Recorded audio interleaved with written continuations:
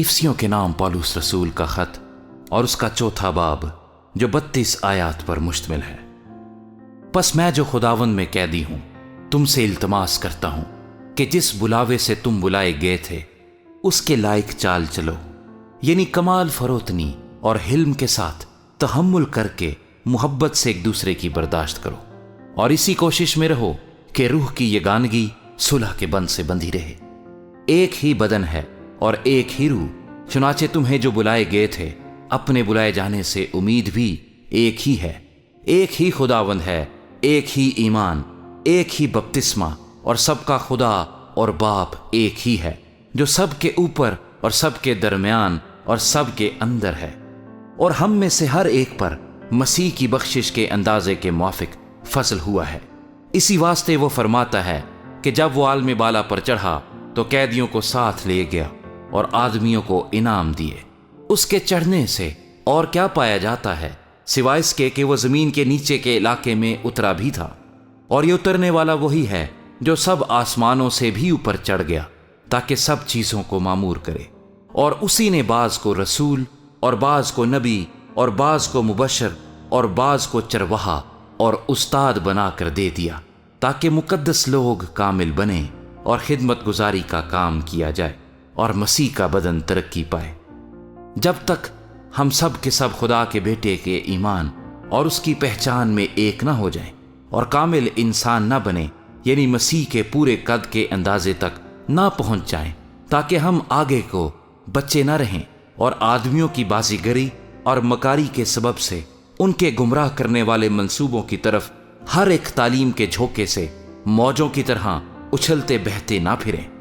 بلکہ محبت کے ساتھ سچائی پر قائم رہ کر اور اس کے ساتھ جو سر ہے یعنی مسیح کے ساتھ پیوستہ ہو کر ہر طرح سے بڑھتے جائیں، جس سے سارا بدن ہر ایک جوڑ کی مدد سے پیوستہ ہو کر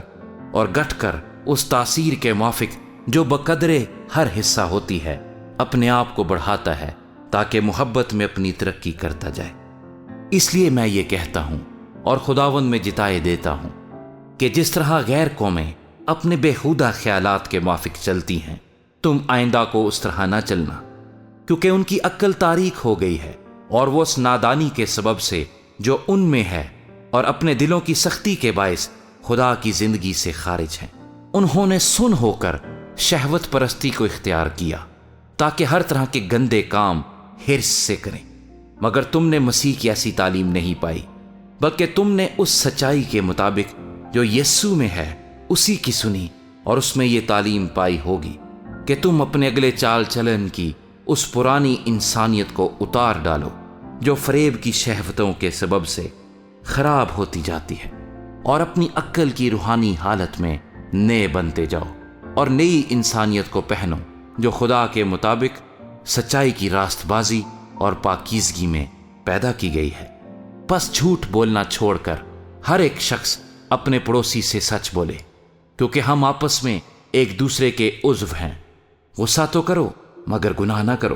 سورج کے ڈوبنے تک تمہاری خفگی نہ رہے، اور ابلیس کو موقع نہ دو۔ چوری کرنے والا پھر چوری نہ کرے، بلکہ اچھا پیشہ اختیار کر کے ہاتھوں سے محنت کرے تاکہ محتاج کو دینے کے لیے اس کے پاس کچھ ہو۔ کوئی گندی بات تمہارے منہ سے نہ نکلے، بلکہ وہی جو ضرورت کے موافق ترقی کے لیے اچھی ہو، تاکہ اس سے سننے والوں پر فضل ہو۔ اور خدا کے پاک روح کو رنجیدہ نہ کرو جس سے تم پر مخلصی کے دن کے لیے مہر ہوئی۔